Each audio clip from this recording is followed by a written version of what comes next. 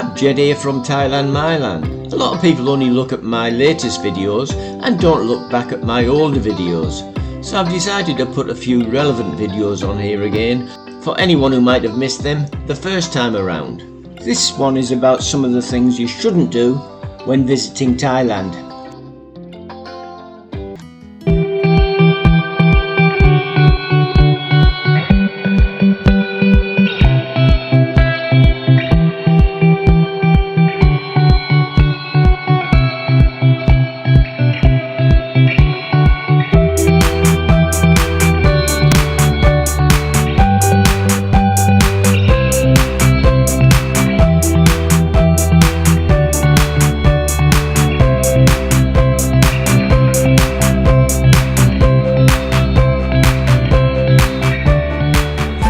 Jed here from Retiring Disgracefully. I'm here on Wahin Beach. Notice I say Wahin, not Huhin. I'm learning. And as you can see, there's a lot of windsurfers out here, or kite surfers, whatever you call them. Must be at least 30 of them. Very good day for it, very windy, very strong conditions. Waves are quite rough. But the sun's still peeking through, so it's still a nice day. Whether you're planning on retiring here or living here, or even just coming here for a week's holiday, there's certain things you have to remember about coming to Thailand. More so if you're coming from a Western country. The rules and everything are different here. There's different culture, different way of life, different religions. It's 95% Buddhist, probably 5% Muslim. Obviously different rules, regulations and different ways that you should do things while you're in a country that's not your own. What you do in your own country is completely different what you might want to do here. So I've come up with 10 things that you should not do when you're in Thailand. I'll start off with driving here in Thailand. I did a video on this before, but I just want to reiterate it. Driving here has its own rules, or lack of rules I should say, and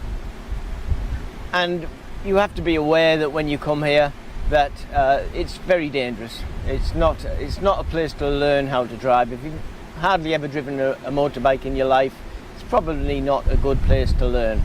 My ex-girlfriend used to have a barber shop opposite a motorbike rental shop, and I'd see, foreign tourists coming, and they'd get on the bike and do a quick test drive up and down the street, and they were wobbling all over the road and laughing and joking, and had no bike sense at all. I'd never driven one before, or maybe driven a push bike before, but never a motorbike. And then they've decided to come here and rent one. Well, you take your life into your hands driving here when you can drive a motorbike properly, and when you're aware of the problems that driving can cause in Thailand. So if you come here on holiday and you just think, oh, I'll rent a motorbike, it could be very, very disastrous. You could end up ruining your holiday, or best case scenario of that, or worst case scenario, dying here. So yes, driving is a very big problem here, and it's something that you shouldn't do unless you really are a confident driver of a motorbike. I spoke with someone the other day regarding licenses. When I first came here to Thailand to live in 2017, you could drive on a foreign motor license. You still couldn't drive a motorbike on a car license, but they let you. And even the police, I was stopped when I was driving on a car license. I was driving a motorbike.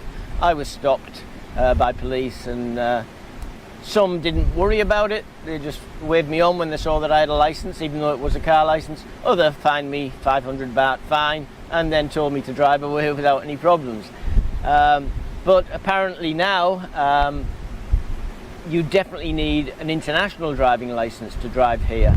If you want to drive here on a motorbike, you need an international driving license. If you want to drive a car, you need an international driving car license. The police, I think, will still allow you to drive a motorbike with a car license, and they might fine you 500 baht and put it in their back pocket.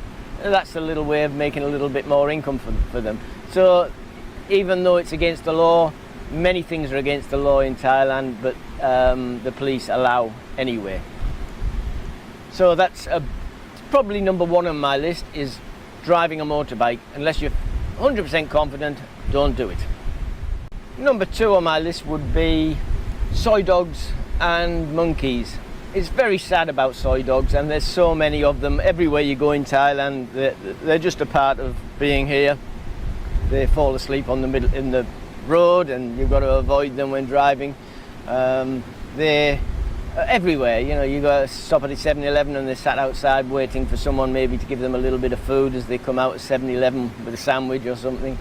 They're part and parcel of living in Thailand. I mean, I feel so sad for soy dogs, and I always feed them when I can, but they can be vicious. They're hungry, they're desperate, they've got no one to look after them, they're surviving on the streets.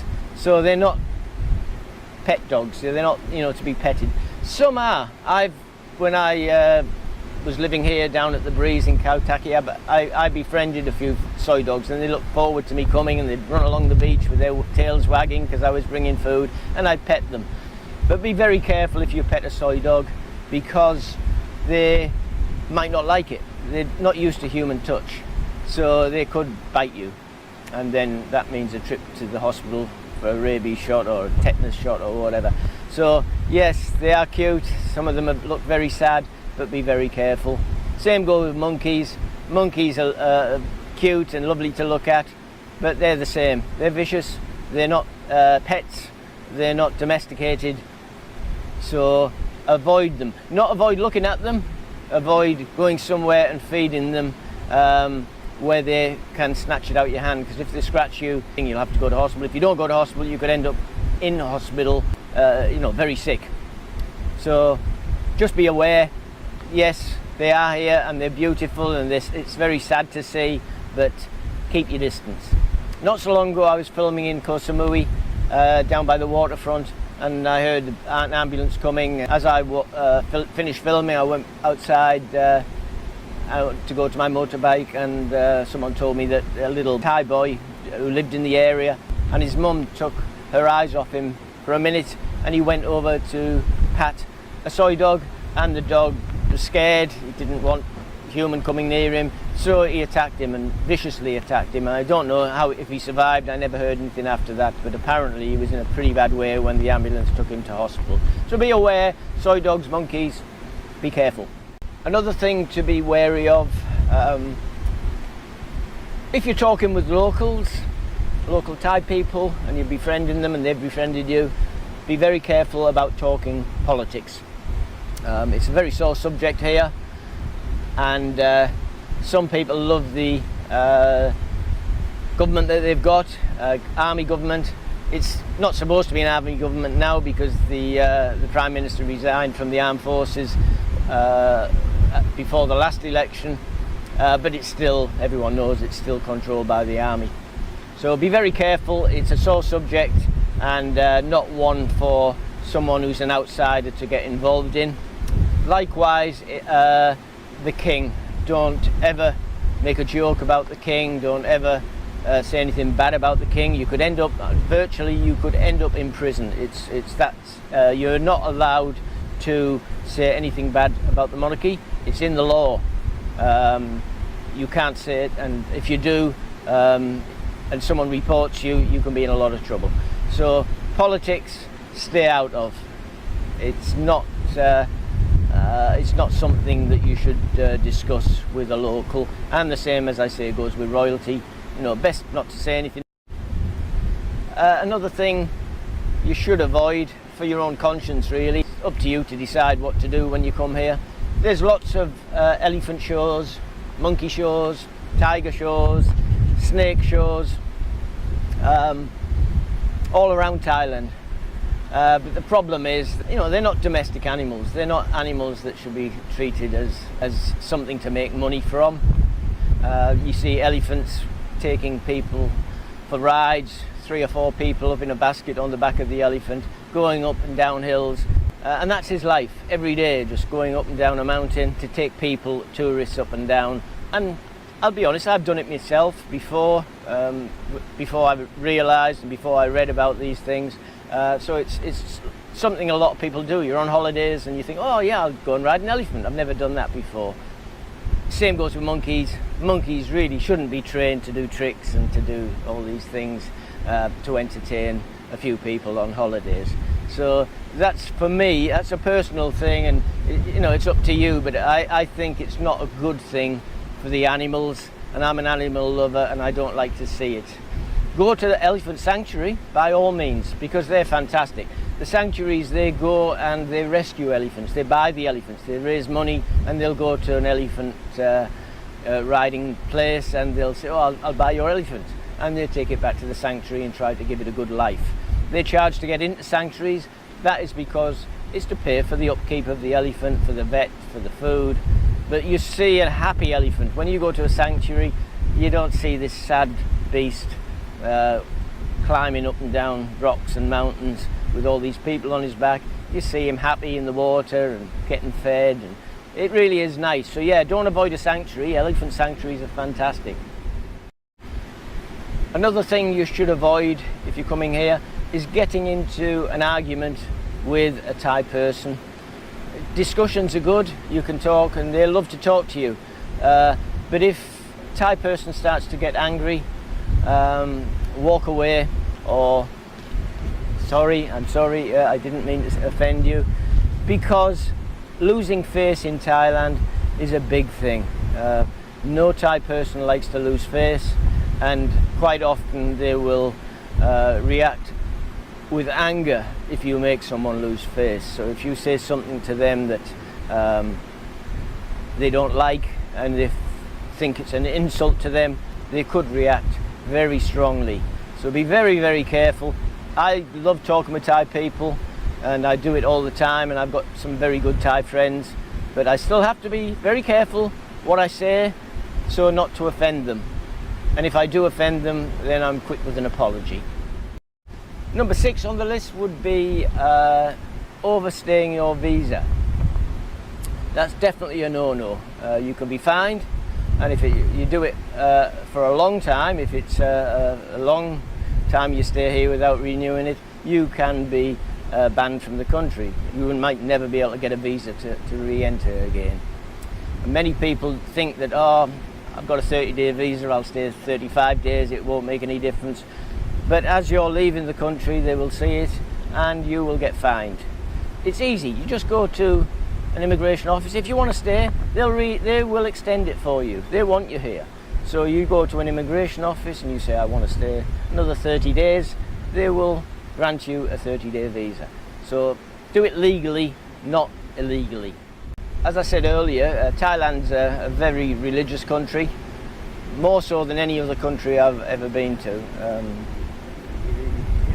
Living in the UK, Australia, I would say majority of people weren't religious, but maybe, I don't know, I just pick a number out of the air, maybe 20% of the population were religious. Here, I would say 95% of the population will be religious, 90% of them will be Buddhist, and 5% will be Muslim.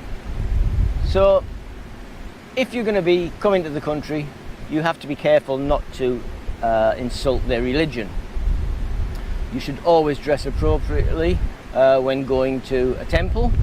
Ladies should wear, not have their legs showing, and not having and the tops covered as well. Some temples will offer clothing if they think you're not dressed appropriately. They have the spare, and you can just put these over the top of your clothes. Others just won't let you in. For men, you're allowed to wear shorts, but not tiny little shorts, not singlets, even though I have seen people go there, and I actually went there not so long ago wearing a singlet and swimmers because I was diverted there. But it's a no-no. I shouldn't have done it, but I did. So yeah, be careful if you're going to go to a temple. If you do go to a temple, never insult a Buddhist, never insult Buddha, I was in Big Buddha in Phuket a couple of years ago, and I saw these two idiots from the UK, from my country, wearing football shirts. Now I won't tell you what team because I don't want to embarrass anyone, but they were a London team. They wear blue. The name of the team starts with a C and ends with an A, but I won't go tell you who it was.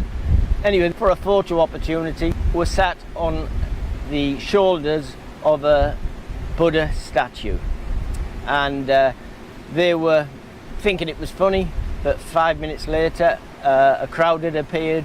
They dragged them off and they dragged them outside. Whether they gave him a beating, I don't know, or whether they just shouted at him and told him to go away, I don't know. But so never insult Buddha. Always be respectful to monks. If you're a lady, you can't touch a monk. You can't touch his clothing. You can talk to him and he'll talk back to you. That's not a problem. But you can't touch a monk. If you're a man, they're very happy to talk to you. Just be respectful. Yeah, it's their religion, and you do have to show respect. If you're coming to Thailand, you've probably heard a lot about Thailand before coming. You've done your research, and you probably think Thai ladies are easy because of what you see in lady bars and massage shops, and you think, oh yeah, you know, Thai ladies easy. They're not. Thai ladies are very shy. Even Thai ladies in bar are shy. Not all, but some I've met who are very shy. But the majority of Thai ladies are very shy. So don't ever think like you might do in your own country. You greet someone, you give them a little peck on the cheek. Don't do that unless you know them well and you know they don't mind. I did that once. My ex-girlfriend took me to see her sister, and thinking that it's okay to do that with it being a relative of my girlfriend, when we introduced, I said, oh, Swati cab, kun Spidey my cab? And she said, yeah, kun Spidey my. And I went to give her a kiss on the cheek. Oh, and she, no. And her husband looked at me, and I think he was going to hit me, because it's definitely a no-no. It's not something that you should do. But I didn't know that. I hadn't been in the country long enough, and it was my first relationship, and I didn't know that you weren't to do that. So yeah, don't think that all Thai ladies are going to be easy and you can just say what you want and do what you want. You can't. Treat them with a lot of respect. They deserve respect. If you're invited to a Thai person's house for dinner, for lunch, or you're out having dinner with Thai people, in Thailand when they have dinner or lunch or breakfast, it's an occasion. They sit there for a long time and they talk and eat and enjoy the company. It's not just a meal to them, it's a way of socializing. So when you go out for dinner and you sat with someone who's Thai, it's a journey, not a race. You know, in England, I just eat, my dinner would be put down, I just eat it, and I talk to my family, but it's over fairly quickly. Here, you tend to sit and have a little bit, and a lot of the time it's in the middle of the table, so you eat a little bit of this, a little bit of that. It's not always just a plate for you, it's a plate to share. So if you're going to be sharing with someone, take your time, watch what they're doing. That's always a good thing for me. I learn from Thai people. I watch what they're doing, I learn from them. That's how I learned about temples, by watching what the Thai people did in temples. And the same with eating. I realised that my eating habits in the West are different to eating habits in Asia. So just take your time, slow down. It's better for your stomach anyway to eat slowly, and make a night of it, not just dinner's over in 20 minutes, where do we go now? Also, they eat here with a spoon and fork, not so much a knife and fork, unless they're getting a big piece of meat, which is very rare. Thai people don't eat steaks, lamb chops like we do. Most things are cut up, ready to eat in bite-sized pieces. But they eat with a spoon and fork. The fork is used to push the food onto the spoon, and you eat with the spoon. No one's going to say anything if you don't. If you want to use a knife and fork, or if you want to put the food on your fork like you'd normally do in Western countries, but just so that you fit in better, just use the spoon and fork.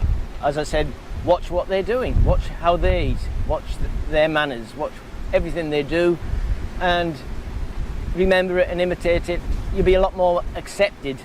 If you eat the same as them, they'll think, oh yeah, I see some Farang, they don't eat very good, but this Farang eats very good. So you know, you get something out of it as well. You get some merit out of it. If you go to the beach, this is mainly for ladies. I see a lot of Farang ladies, a lot of Western ladies come here, and they do what they do in the south of France or in Jamaica or Bahamas. They go to the beach and take their tops off and just, you know, go topless bathing. I don't care about that, and I think most men don't care about that. But a lot of Thai ladies don't like it. A lot of Thai men don't like it. They think it's not ladylike. It's not the thing to do. Just remember, you're in somebody else's country. You're not in a country that accepts that. Yes, you go to south of France, they accept it. They think, nothing wrong with that. Yep, take your top off. Here, it's seen as a no-no. It's not accepted by any means. No one will tell you, or I would doubt very much, maybe someone would tell you if they're very, very anti-topless, if they think it's not good to see. Maybe they have children with them. They might come over and say, hey, would you mind putting your top on? But most people will just look at you and tut, tut, tut, and say, talk amongst themselves and say, look at this lady. Oh, so if you do come here, don't go topless. Save that for your next holiday in south of France. You should also, that's men and ladies, wear a mask at all times when you're outside walking around. Not when you're eating, same as in the West, but they're very strong on that here. I know in the West a lot of people, they fight it. They think, no, I'm not wearing it. It's against my principles. They're taking away my rights. And yeah, that's up to you in your own country. This is not your country. This is Thailand, and different rules, different country. They do expect you to wear a mask. And if you don't, they will stare you down. You might get someone coming up to you and telling you to put a mask on, especially in a shopping centre. They won't let you in a shop without a mask. You can't go in 7-Eleven. They won't let you in the shop unless you put your hand up and get your temperature taken from that little machine and put alcohol on your hands. Very strict here, and I think it's a good thing, because if you look at the figures, if you can believe the figures the Thai government put out, they're a lot lower than the rest of the world for the size of the country. 70 million people. They've done very well to keep the figures down, and a lot of that is because everyone wears a mask, everyone obeys the rules, everyone listens to what they're told by their government, and do what they should to try to prevent the spread. I've just done number 10, but I'm going to throw in a bonus one because I've just thought of it. If you go out for a drink, which a lot of people do, they come here, that's what they come here for. They want to go Pattaya or Samui or Phuket and party. If you do and you get drunk, be very careful that you don't abuse somebody or get into a fight or into an argument with someone through drink. I've seen lots of articles in the newspapers, on the news, about Farang who've come here, say somewhere like Pattaya for instance. See it mainly in Pattaya because it seems to be a place that attracts single men more, and they love to drink and they love to take ladies from bars. But if you do drink, be careful, because if you do get into a fight with someone through drink, you say something stupid to someone. Thai people, they love Farang because of money. They love it because we come here as tourists. But sometimes we're not loved by Thai people. It's just the money they like. So when we make a mistake and when we do things that they dislike, they get very angry. It's their country. They don't want to see a drunken Farang slobbering all over a lovely girl. They don't want to see a Farang fighting with his girlfriend. They don't want to see a Farang fighting with a barman or with another Thai man. If you want to fight with a Farang man, they'll leave you alone. It's up to you. They don't care about that.